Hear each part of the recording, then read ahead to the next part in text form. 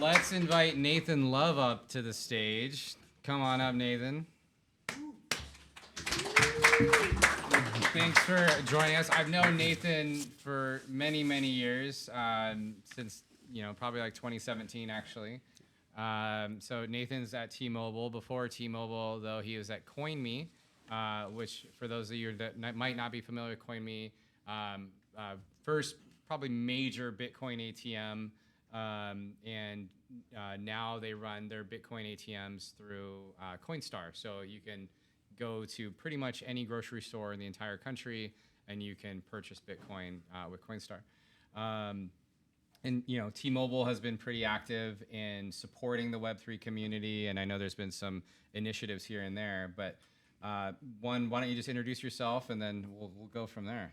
Yeah, so Nathan Love on the wholesale team at T-Mobile. Obviously, Jonathan was one of our applicants for the T Challenge we had. Our parent company, Deutsche Telekom in Germany, hosts once a year this challenge to bring in a lot of startups and some cool new areas. So last year we had about 500 applicants, 20 finalists, and Jonathan with Niftmint was one of the 20 finalists. So flew you and your team back to Germany, and which was a lot of fun.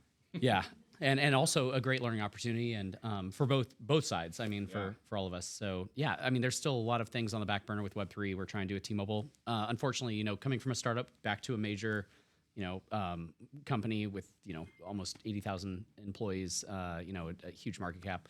It's difficult to get things done in the fast ways we used to in the startup world.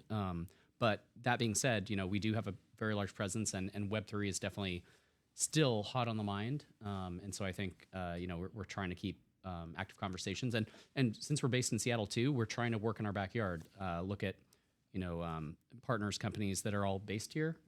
Dan Thagison, my boss, is really bullish on helping grow locally. And so that's what we're really excited about. Yeah, it's awesome. In 2023, you all put on a Web3 event that was awesome.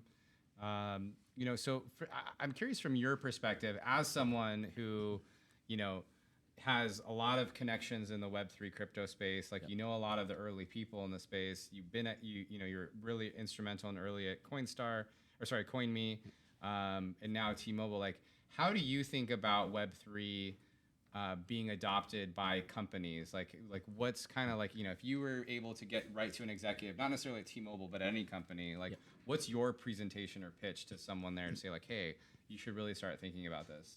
Yeah, there's kind of two angles there. One is with Web3, especially on the blockchain side, like sustainability was a huge buzzword last year. People really wanted to focus on that versus, there's tons of opportunity. Like, look at T-Mobile, right? We have all these phone number mapping. I mean, there's tons of problems to fix, like SIM swapping and things there that we can use that for.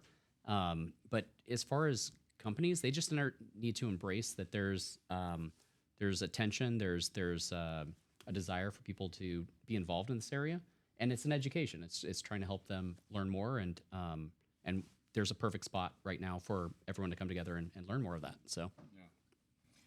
So Nathan, from your perspective, what is in store for 2024? Fresh credit. No, there's a lot of cool startups here that I think that we're trying to further grow to be something that makes noise. I think, obviously the compliance piece is huge. So as that comes around, people will stop focusing on the whole FTX and a lot of the drama and the bad and start looking at the good.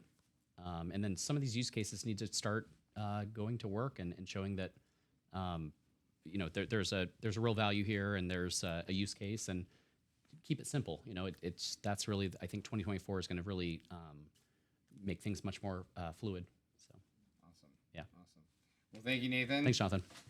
Appreciate it.